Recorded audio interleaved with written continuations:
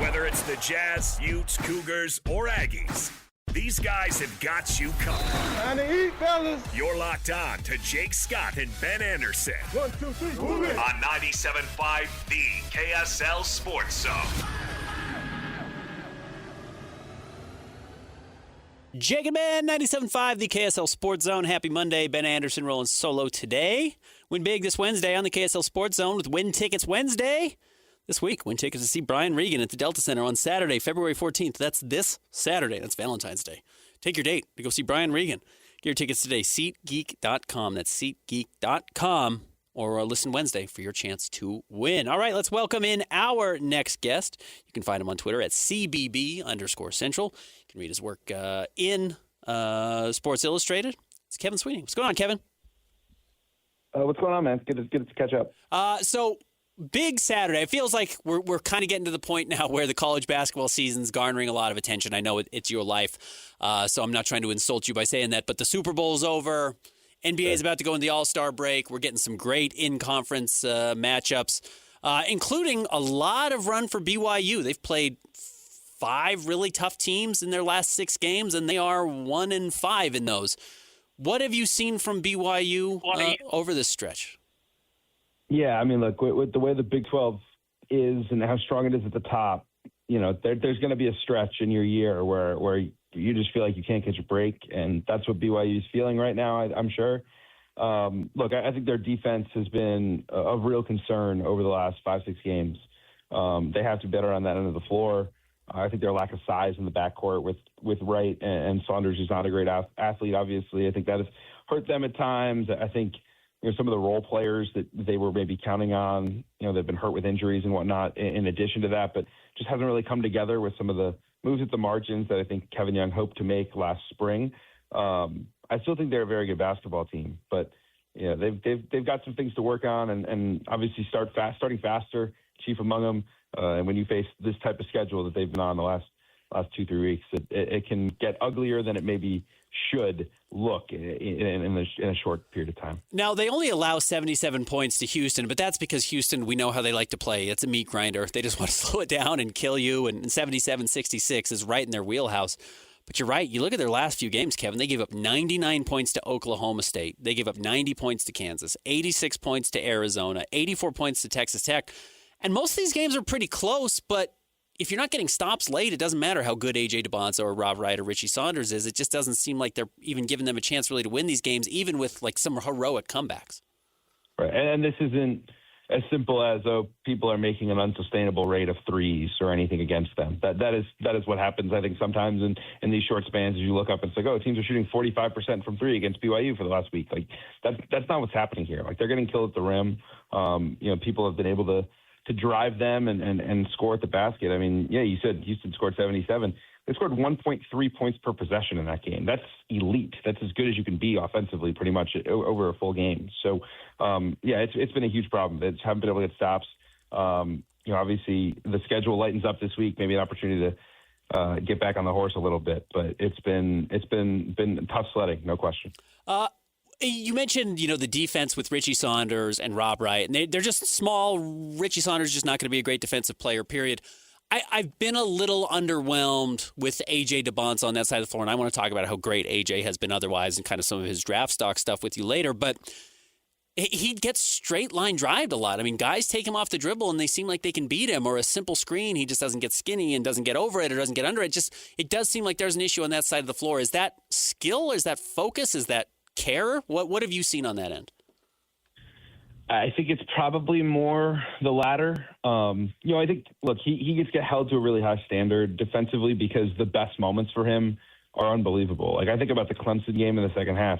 He, as good as he was offensively, he completely dominated the game defensively. And scouts have seen that dating back to high school and playing with USA basketball. Like they know what the ceiling is on that end of the floor. And so when there are nights where it feels like he's maybe going through the motions a little bit on that end, that's really frustrating. And look, I understand that he's playing a ton of minutes right now. I mean, you're playing 35 minutes a night in high physicality games. You don't have a ton of rest. Like all those things play into it. He's so involved in their offensive game plan, and there's definitely a wear and tear factor that's probably contributing to this. But I think you're right that if BYU wants to get where it needs to go, it needs the best of AJ Dybantsa, and not just offensively, but defensively as well. So looking at BYU overall, because, they're losing to great teams. I mean, Houston is great. Arizona's great. Texas Tech is very good. Kansas, we know, is very good. Is this cause for concern? I mean, are they putting a ceiling on themselves and their ability to make a truly deep run? Because you get to the Elite Eight, you're playing great teams. Even the Sweet 16, you're playing top 20 teams most games in the tournament. Is that going to be BYU's ceiling this year, or can they still reach those highest highs? Yeah, I mean, look, they're a comeback, really a ridiculous comeback against Clemson away from their only top 30 win being Villanova, who's like an 8 or a 9 seed right now. Like they have not lived up to the expectations in these high level games, and I think that's a huge concern if you're talking about ceiling. I think part of that's defense. And when you think about teams that make Final Fours, they're usually top 20 to 30 nationally on that end of the floor. BYU's just inside the top 50 at 49 as of this morning on KenPom. So, yeah, look, I think it puts a huge ceiling on them. Individually in any given game, I think because of the star power at the top of this roster, they can beat anyone in the country. But when you're talking about stacking performances and making a Final Four, achieving the types of things that you hope to achieve in a once-in-a-generation type of year, they look a ways away from that at this point. So looking at BYU and where they are in this model that they've had, which we know this roster cost a fortune, and AJ is probably one of, if not the highest paid player in college basketball this year. Robert Wright obviously cost a lot of money to transfer up as well. Is it?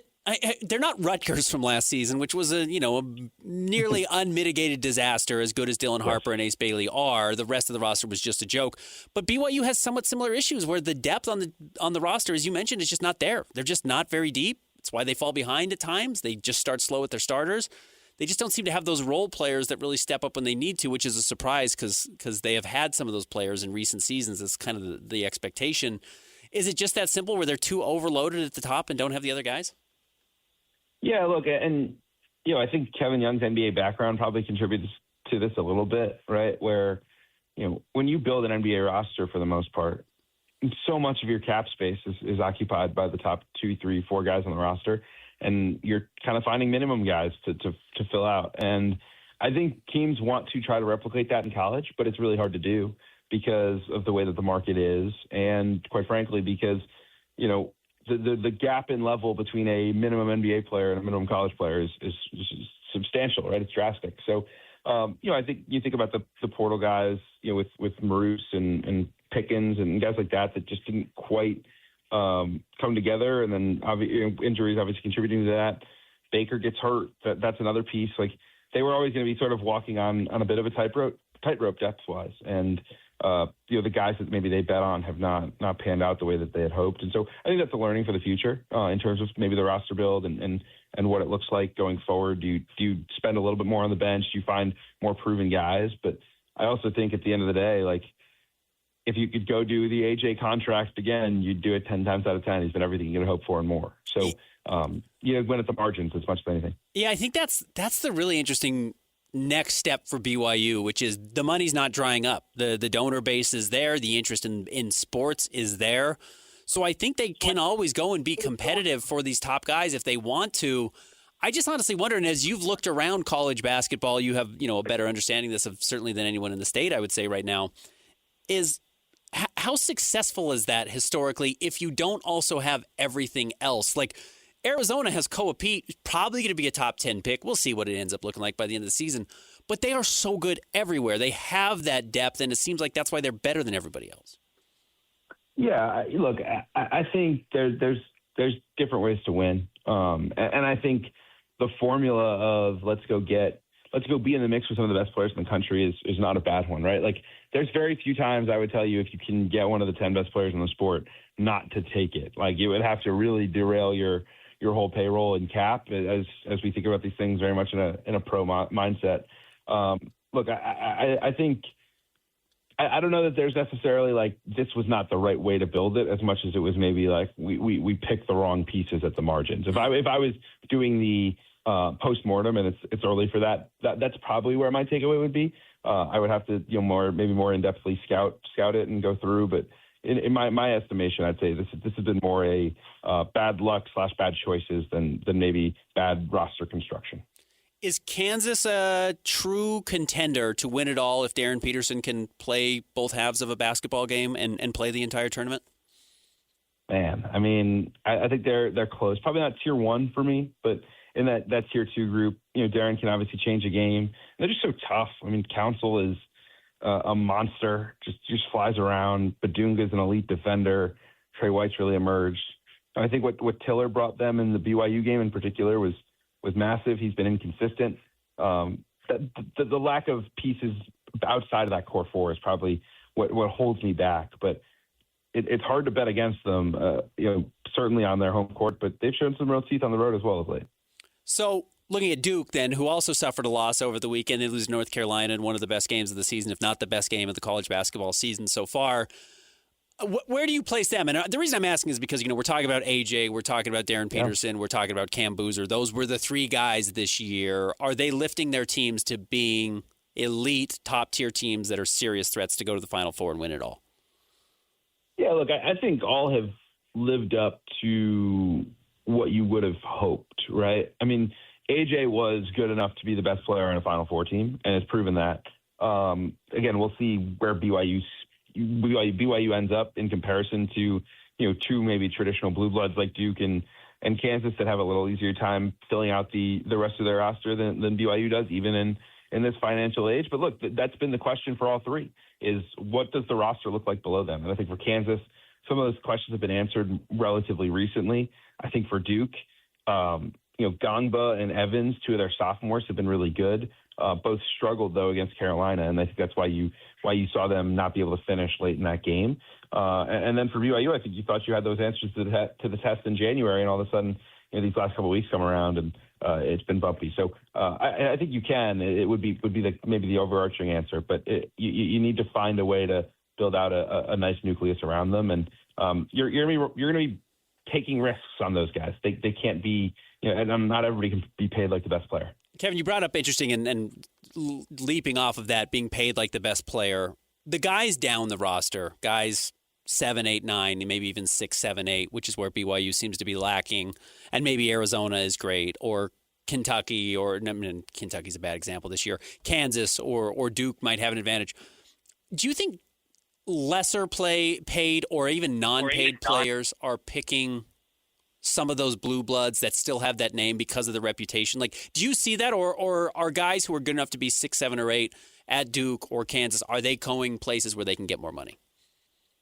So I think out of high school, the brand still matters substantially, right? And I think that's the best way to build depth for those blue bloods, is landing these guys out of high school, and essentially before they realize they're not starters, then they're youthful role players until they transfer out to try to be a dude, right? I think in the portal, it's really hard to, if you're a big wing, right, and you see, hey, they have Cam Boozer and Isaiah Evans on their roster, like, the writing's on the wall for me. I'm probably coming off the bench. And some guys, it will resonate with them to be a role player on a good team, especially if it's like their last year, what have you. They just want to be a part of like the Duke experience, but that's not for everybody, right? And I think the same thing, you'll run into that at a BYU or really anywhere else. Like the biggest currency of the portal is not money, it's playing time. And so if you can't offer that, if you can't offer shots, and BYU really couldn't offer any shots to anyone in the portal, it does get harder to find the right guys, and you really have to find guys that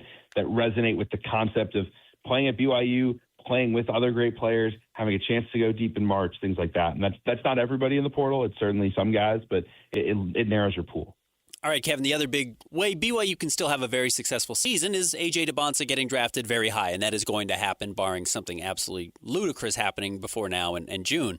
So are you confident saying we know who the top 3 guys in the draft are, and then are you confident that you know which order they would go in today? Not confident in the order. Not 100% confident that Boozer is 3. Pretty darn confident that Darryn and AJ are 1 and 2. And if either of them fell past 2, they would certainly not fall past 3. Who do you think is number 1 right now? I have Darryn ahead of AJ as of now. My main justification is when I think about building an NBA offense around my number 1 pick, I see the way that Darryn plays, the dynamic off-dribble shooting, the ability to be a true, three-level scorer. I think AJ still has a lot to prove as a shooter. And, I just think he's a little more polished right now offensively. But it's certainly close. But at its core, to me, that's the real argument is how would you want to build your offense? And it may depend on the person on your roster, whoever gets that number one pick, who fits better into it. But if I was starting from scratch, I think Darryn makes a little more sense to build around in the modern NBA. I'm sure you've answered this question 1,000 times and will again before June, but do we have any sense of why he plays so rarely? I mean, I know there's the cramping issue and it goes back to AAU, but does he not care? Are there concerns about it? Is it a red flag, or how are teams viewing it? I think NBA teams are more concerned that there would be something medically wrong than that he doesn't compete or want to compete. The intel from him dating back to early in high school is that this dude is ferociously competitive. And quite frankly, if you wanted to shut it down right now, he could shut it down and potentially be the number one pick. So there's no incentive for him to play other than being super competitive. I think, teams are anxious to see what comes of the medicals at the combine in May. See if there's maybe a underlying cause of why he's dealing with, these cramps and muscle spasms and things of that nature. But overall, I would say the concern level is not that high. I wonder if that changes as, owners get involved in these decisions and not just scouts and GMs who are invested in this purely from a talent standpoint, and owners who have to build their organization and sell tickets, things like that, if that weighs in at all. But I don't think that the cramping is enough to knock him off the one line at the moment. Are teams going to try and make him a point guard or a shooting guard in the NBA? I mean, he's a combo guard, obviously. He can do both, but do you think he has a primary position? I think he'll be on the ball more in the NBA. I think Kansas realized early that when they put him on the ball, it ruined their spacing because of the way teams would guard him and the way the teams didn't respect the shooting of the rest of Kansas's roster. And so it made more sense to put Council on the ball and let Peterson run off of actions. I think in the NBA, you'll see him more on the ball. Maybe it's more of a combo, as you said, again, like Anthony Edwards, Devin Booker, guys who can play with or without it. Those are comps you hear quite regularly. But I think he can be a full-time point guard, especially if you surround him with other guys who have high IQ and can shoot. Who could displace Boozer as the third guy in this draft? I think some teams may be intrigued by these ultra-fast rising guards, Keaton Wagler at Illinois and Kingston Flemings, who was phenomenal for Houston on Saturday and has been really for all season long. I think certain teams question sort of the athleticism, the overall upside with Cam. I think the productivity is going to get to a point where it's just hard to say no. But it wouldn't shock me if one of those two guys or Caleb Wilson, who was phenomenal against Duke just on Saturday, I think those guys could at least make it a conversation. Kevin, great stuff. Thanks for jumping on. We'll catch up with you again before the tournament. Thanks, fellas. There he is, Kevin Sweeney, giving us a breakdown. Find him on Twitter at CBB_Central. You can read him at Sports Illustrated. You can also catch his podcast at Basket Review. Really good stuff from Kevin there. Fascinating what's going on with BYU. This doesn't have to be a wasted season. I guess the insurance of having a guy who's going to go number 1 or number 2 overall, you can always wear that. You can always say that that's a trophy you can put in your trophy case the same way, Andrew Bogut made a Sweet 16, and that's successful and a good run for Utah there. And he's a number 1 overall pick, and you can always have that and celebrate that and say that's a part of your program's history. And BYU obviously hasn't had that in nearly 40 years since Sean Bradley was the number 2 overall pick. So having a guy that's going to go in the top 2 or 3 is something to hang your hat on. Not winning more is going to be difficult to understand if BYU's not able to get this done in the tournament. And the nice thing about college basketball, the regular season matters. It helps to certainly get your seeding up, and these are games you play early in the season, or I should say early in the tournament, allow you to make a deeper run. But it's about how you play in March. It's not necessarily about how you play in February. So BYU's got a couple of weeks to get this sorted out, see how they play in the Big 12 tournament, see what type of a seeding they can get, and then try and make a run. And if you can make a run and then have a top 2 pick, it ends up being the year that I think a lot of people invested in, both emotionally and financially. If you only get one or the other, right now it looks like you're getting the high draft pick and maybe not a deep run. And I'll be curious how BYU responds to that. Are you going to change the model with how you build? I think Kevin's right. If you can get a top 5 player in the league, or not just in the league, but in all of college basketball, you have to take that opportunity every chance you get. So we'll see. Good stuff from Kevin there. If you miss any of our interviews, you can go check them out on our podcast page. Anywhere you get your podcast, just search Jake and Ben or go to KSLSports.com. All right, when we come back, we'll talk more about Darryn Jackson Jr.'s debut for the Utah Jazz, what we saw, what we didn't see. Stick around. Jake and Ben, 97.5, the KSL Sports Zone. The sports you love, the teams you can't live without. Get a sense of urgency! This is Jake Scott and Ben Anderson on 97.5, the KSL Sports Zone. Jake and Ben, 97.5, the KSL Sports Zone. Very happy Monday, everybody out there. We've got Valentine's Day coming up on Saturday. Join Scotty at Minky Couture in Layton this Wednesday from noon to 3. The best blanket ever is also the best Valentine's gift ever. Go check them out in store, Zone 50. Get 50% off. You can also use that code online, minkycouture.com. Get 50% off a Minky blanket ahead of Valentine's Day. Going to be a great gift. Make sure you go check it out. All right, Christian, we just heard Will Hardy there coming in talking about Darryn Jackson Jr. and what he did do, and he kind of talked about not forcing it, which he took 5 threes, which was nice. I did think his threes were largely within the flow of the offense. If you are not a diehard NBA fan, and I wouldn't blame you if you haven't been a diehard NBA fan in Utah over the last 4 years, the Jazz have not been good, which is really kind of when Darryn Jackson has announced himself. Now, he came into the NBA as a 19-year-old. I think he was particularly young in college, if I remember correctly, his 1 year at Michigan State. So he'd been around while you were paying attention to the Jazz during their heyday with Donovan and Rudy. But if you haven't been paying attention, Darryn's probably a little bit of a different player than you think he is from the style of player when you look at his numbers. Also, when you think of a three-point shooter, and I mean this with all due respect, you will not find an uglier jump shot than Darryn Jackson Jr.'s. His flail three-point shot is one of the more bizarre shots in NBA history. His legs go out in weird directions. His hands go out in weird directions. He's very ambidextrous near the rim. He's got a good right hand. He almost seems to prefer his left hand finishing at the rim, despite the fact that he's a right-hand shooter. But his three-point shot is almost two-handed. Like it is a weird release. It's certainly not how you would teach kids to play, but it works well.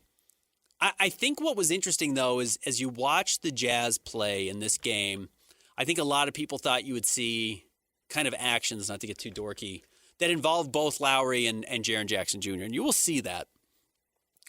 One screening for the other and then trying to see if they can flip. The problem with that is their defenders are probably going to be pretty consistent sizes. If you've got a 6'10 Darryn Jackson Jr. and a 7-foot Lowry Markkanen, the guys they guard them with are just going to be the two biggest front court players that aren't centers. So cross-matching, trying to get guys switched doesn't probably give you as much of an advantage as you thought. And I thought what was really interesting from the Jazz was how much they used Ace Bailey to set up Darryn Jackson Jr., which is a real tip of the cap to Ace, that they already trust him in some of these actions. And then credit to Ace Bailey for being willing to do the selfless work, which is a lot of times come in. One situation that I remember early in the game, Darryn Jackson Jr. gets the ball. He passes it to Ace Bailey, and essentially what's a give and go, or he sets it up to Ace Bailey to start a pick and roll. And then Ace Bailey just has to get the ball back to Darryn Jackson Jr. Like, it's not a sexy play for Ace. And I think when Ace got drafted, and a lot of people were looking at Ace Bailey and what his role was going to be, it was going to be as a scorer. It was going to be a guy who was going to get a lot of buckets. And at least in the first game, and again, I'm not going to judge anything too strongly from the first game, and we'll see what happens tonight when they play against Miami. But a lot of it was Ace as a decoy almost to initiate the ball to Darryn Jackson Jr. And why I bring that up and why this gets really interesting, especially in relation to what we saw on Saturday against Orlando, is this wide room for development that I think Keontae George benefited from, that Cody Williams has benefited from, certainly this year, that Isaiah Collier, Kyle Filipowski, Brice Sensabaugh, Taylor Hendricks now no longer with the team. Same with Walt Clayton Jr. no longer with the team. Those guys just got a lot of shots. Those guys just got a lot of opportunities. They had a bright green light for a really long time. Walker Kessler the same way. Those opportunities are gone for the most part because you have either Darryn Jackson Jr. or Lowry Markkanen on the floor for 48 minutes a night, and the offense is going to run through them. And if it's not running through them, it's running through Keontae George and now Isaiah Collier, who's playing exceptionally well and still a young player. But there's just not those touches, I think, to go out there and take 25 shots like we saw from Ace Bailey 2 games ago. I don't know if we're going to see that necessarily. So if that's the case, the wide open development is going to slow down for some of those players, and they're going to have to start building out their opportunities to develop as role players or maybe star players in far more limited opportunities. They just are not getting as many situations and plays run for them, or just kind of open-ended offensive possessions run for them to kind of find out what they're good at or find out where they can excel. And I think we already saw that with Cody Williams, who I'll pull up the box score right now. I don't remember Cody really shooting against Orlando. He took 0 shots. I mean, Cody was a guy who was really benefiting early in the season from, the development of getting a lot of looks, getting touches. Cody Williams against Orlando played 13 minutes, didn't get a shot up. He got 2 rebounds, no assists. He wasn't getting touches at all. Ace Bailey in this game took 11 shots, which was 4th most on the team. But, this is a guy who might have been thinking he was going to be getting 2nd or 3rd most looks, especially over these final 30 games of the season when the Jazz are really hardcore tanking. That was going to be his time to really develop, to get those on-ball possessions, try and create his own shot. How does that look? I think a lot of those dried up. I mean, Jusuf Nurkic got 2 shots in this game. The shot distribution that we have seen be pretty egalitarian throughout the Jazz's roster is drying up really, really quickly. And I'll be curious how the young players respond, because now they have to go out there and still do some of the hard things, which is play defense, which is rebound, which is pass to the better players. That takes a lot of maturity. That's not an easy thing to do, and that's something that they're going to be asked to do to make sure they benefit the best of the team. And how willing are they to do that? How able are they to do that? I do think the Jazz will probably gain some value early in the season from how they used Ace Bailey as a non-scorer. Now, he scored, and they drew up some possessions for him, specifically some of those curls or dribble handoffs from Jusuf Nurkic, but it was not, go out there and find your own shot. Can you go out there and run the offense, be a part of it? They may benefit over the second half of the season and really in his future from already learning how to do that early in the year versus just giving him a green light to score. So I will be really curious to watch that. And, Ace Bailey finishes with 10 points on 11 shots. We might see a lot of that early on, and I wonder how Jazz fans will respond. I don't think they're going to like it. I do think right now it's for the betterment of the team, and Ace is going to have to develop in kind of an old school way, which is even in the past, in the 90s, in the early 2000s, you got a lottery pick. You didn't just get out of the way and let them go to work. That has not really been the case. You look at, Tracy McGrady's first season in the NBA. He wasn't getting a lot of looks. He was so raw. He didn't play a whole lot. And he was not necessarily a top, 3 pick, top 5 pick like Ace Bailey was. But we didn't hand entire teams over to lottery picks the way we do now. And Ace Bailey's not going to have that. And I don't know if he's going to have it at any point in his career. And how does he respond? I think that's going to be a really big question for him. One thing I'm interested to see, and we kind of brought this up earlier, of course, the big controversy is Lowry and Jaren Jackson Jr. did not play the entire 4th quarter. So is that kind of going to be the plan going forward? I mean, how you get around the player participation policy, and these guys have to play X games, right? But 4th quarter, does that just become Ace Bailey and Isaiah Collier time? I mean, that's basically what we saw against Orlando. That's who was taking the shots, was Ace, Brice, and Collier in that 4th quarter. So is that going to be kind of used as the developmental moments of, okay, this is when we can get Ace to do this that he can't normally do when the other stars are on the court? Is this how we see Isaiah Collier develop as a shooter? And I know Cody Williams didn't take shots in this game, but is this how we can develop Cody Williams on the offensive end? Just, I guess, utilizing that 4th quarter when they are literally trying to lose the game. Yes. I think, yes, that's what's going to happen. And let's read through quickly, not to bore everyone to death, but what the player participation actually means, because I think people hear that and they think that applies to everybody. It doesn't. It applies to 2 players on the Jazz roster. It's if you've made an all-star team and you're under the age of 34. That's it. That's who applies to the player participation policy. It does just so happen that is Lauri Markkanen and Jaren Jackson Jr. And while the Jazz in the past could just do it with one player and kind of hide it, because I actually don't think people recognize how good of a player Lauri Markkanen is. I think there's still some doubt on how good of a player he can be because of, not performing up to expectations in Chicago and then moving off of him and then, kind of being the 3rd guy in Cleveland and not being a superstar. I don't think people recognize how good of a player he has become in Utah. But so if he just rested a game or didn't play an entire game, I think people are like, well, they weren't going to win with him anyways. It kind of went a little more under the radar. They're going to gain more attention now. But the player participation policy does say you have to have, if you have multiple stars, at least one of them has to play. And that includes, I think, home games. So in the past, when the Jazz only had one player who fit into the player participation policy in Lowry, they could rest him every home game. They didn't ever have to play him at home because your fan base has a chance to see him early in the season or whenever they buy the tickets. But on the road, if someone says, well, I traveled to see Lowry at this spot and this is the only time I get to see him, why isn't he playing? That's what the NBA was trying to avoid. Now, because you have two All-Stars, somebody has to play in every road game, and one of them has to play in every home game. So it does get a little bit more difficult to tank these games. National TV games aren't going to matter. The Jazz don't have any national TV games the rest of the way. The home and road balance does have to be maintained. Again, they must make sure that if a player is not playing on the road, they're missing games at home as well. Difficult there if the Jazz are going to sit these guys at home, and I think they're going to try to. And then you really aren't supposed to shut anyone down for just long stretches. So this last 10 games of the season, maybe there are enough injuries lingering here and there that you can say Lowry's dealing with a back or a hamstring or a forearm, whatever it is, and you can shut them down. But it's not going to be as easy as it once was. And so to do that, to make sure that they aren't winning games, that the Jazz don't have any interest in winning, and they've shown that over the last week or so with losses to Brooklyn and now the loss in Orlando despite leading by 17 midway through the third quarter, is you just change their role. You just don't let them play in the fourth quarter. And Lowry didn't play in Atlanta in the fourth quarter, and he didn't play in Orlando in the fourth quarter, neither did Darryn Jackson Jr. And while it will draw the ire of a lot of fans, and that one specifically did draw a lot of attention. I was surprised at how many people really were up in arms about the Jazz being up 17 and losing that game. It's more important now for the Jazz than ever before, and I don't mean just because it allows them to hold on to this pick for these final 30 games of the season where they've got to make this mad dash to hold on to it. It's that you're right, Christian. Those are the minutes now for Ace Bailey to have the offense open up for him, and Cody Williams and Kyle Filipowski didn't play until the fourth quarter of this game. The Jazz do need those guys to develop because, believe it or not, and we'll have to look at some of the salary cap stuff and we'll get more familiar with it as the season goes on. You're not going to have a lot of money to build out the rest of this roster this summer, especially depending on how much money Walker Kessler ends up getting in free agency. And by all accounts, the Jazz are going to bring him back.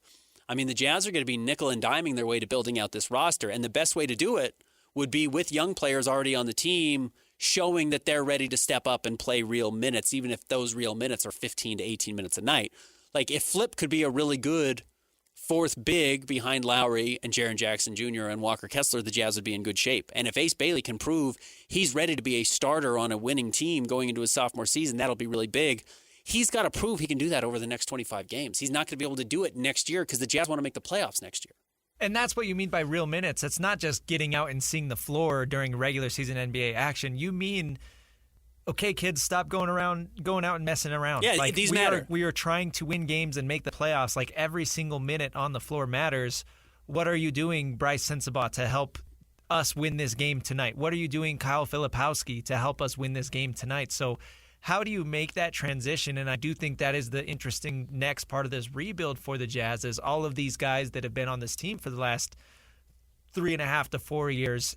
How do you make that transition now of, okay, we're focusing on development to now, okay, we actually want to win. And it's not an easy switch to just flip and say, okay, we were purposefully losing before, now we can just go win, because it's not that easy. And man, the roster might be set next year. And I know that sounds crazy, but you look at the team, barring something crazy like the Jazz saying, oh, well, Kawhi Leonard became available, and we think Kawhi and Darryn Jackson Jr. can win a championship, or Giannis became available and likes the Jazz's young core and would play with Darryn Jackson Jr. and Giannis and Keontae George. Barring something miraculous in a major trade like that, the Jazz's roster is pretty much set. Will Hardy plays a 10-man rotation, and that shrinks in the playoffs. We haven't seen Will Hardy with the playoff team yet, but that will shrink in the playoffs. Lowry's on the team. Darryn Jackson Jr. is on the team. Keontae George is on the team. Ace Bailey's on the team. Walker Kessler's going to be on the team. That's 5. That's your starting 5 most likely. Maybe Ace's job is a little bit up for grabs if they brought in somebody else who was more proven. I think that would be totally understandable. But that's 5. You're going to get a top 8 pick this year. That guy's going to be in the rotation in one form or another. Maybe it's 10 minutes a night. Maybe it's 15 minutes a night. You're at 6 players. Isaiah Collier's going to be in the rotation. You're at 7 players. Isaiah's been playing out of his mind lately. I think he's proving that he's a real guy. Then you start to talk about 3 spots left on this roster. And the Jazz just brought in John Conchar and Vince Williams Jr. Vince Williams Jr. has a $2 million contract next year and is proven he can be a rotation player. I bet you he's on the team just because he's so cheap. Does he play? I don't know. Maybe he doesn't play. Conchar has proven he can play on winning teams. Does he play? I don't know.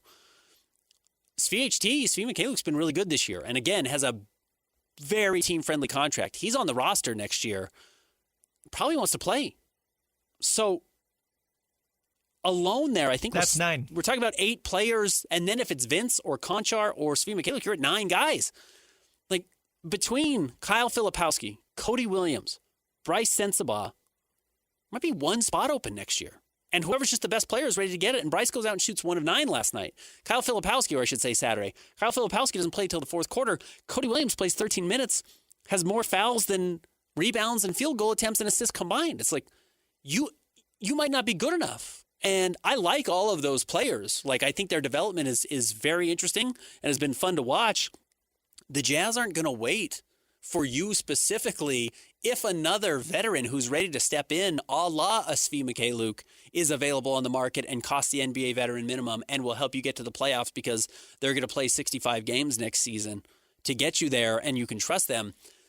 That's what's going on right now. So it's a real Hunger Games for some of these young players over these final 30 to prove that they should be on be in the rotation, but B, just be on the roster. Like, it's going to be a real crunch for this team. I'm really fascinated to see how this plays out. And that's kind of the weird part about doing this whole rebuild thing, and you have however many first-round picks over the last 4 years, is the fans get attached to every single one of, okay, here are all the bright spots, and they are going to work out, I promise. Just give them a couple years to develop. And you already had to say goodbye to Taylor Hendricks and Walt Clayton. Mm-hmm. And it's like, yeah, that's the hard part, is not every single one of these guys is going to work out. So I like that term, the Hunger Games, right? Like, the rest, the final 30 games of this season is how the Jazz are going to figure out who is on the team next year. And it might be one player. Like, it might be one of those young players. It's crazy, and it's brutal, but that's the truth. There's one spot. And, like, it could be Elijah Harkless for all we know. Like, Elijah's a good G League player who plays defense. All of a sudden, if he can come out and be a really good defensive player for 10 minutes a night and just make life difficult for somebody else, that's really valuable. That might be more valuable than what Kyle Filipowski brings, because what Jaren Jackson Jr. and Lauri Markkanen and Walker Kessler are able to do is more important than what Flip brings for his 8 minutes a night. I mean, it's really going to get tight quickly. If Brice doesn't shoot consistently, you're not going to lose a game because Brice had a bad second quarter. You can't afford that next year if you're trying to win 50 games or 48 games. And if Cody Williams just can't find a way to impact it, better, even better defensively, which he's already a pretty good defensive player, it's going to be hard to win that job over a Vince Williams and a Conchar and a Svi Mikhailu. So that's something to watch, including tonight against the Miami Heat. How do the Jazz distribute these minutes? Are the Jazz able to compete through 3 quarters and they have to continue to shut it down in the fourth? That's what I'm going to be keying in on. All right, we'll wrap up the show. Coming up next, stick around. Jake and Ben, 97.5, the KSL Sports Zone. On the airways, talking sports.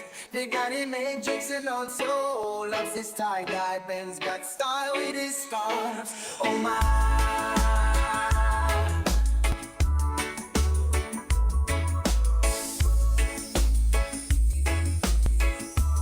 Jake and Ben, 97.5, the KSL Sports Zone.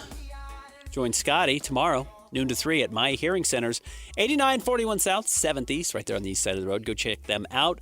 Scotty at My Hearing Centers tomorrow, 8941 South, 700 East.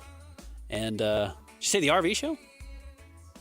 JJ and Alex going to be hanging out at the RV show coming up on Thursday, which is always a very fun event, actually, to go check out the different technology that they add into RVs every year. They get cooler and cooler. 3 to 6 on Thursday at Mountain America Expo Center in Sandy. Your opportunity to shop, compare, and buy the RV of your dreams. I've got a little pop-up camper. Go and check out all the different gear they have. Even if you're just an outdoorsman of any kind, you just like camping, maybe you like roughing it a little bit, they have things for you as well. So not just for the hardcore fifth-wheelers, campers, trailers, etc. Fun event at the Mountain America Expo Center with JJ and Alex coming up 3 to 6. One of the narratives coming out of the Super Bowl yesterday, Christian, was our team's going to go back to kicking field goals. Did we see the revitalization of the field goal as a true weapon?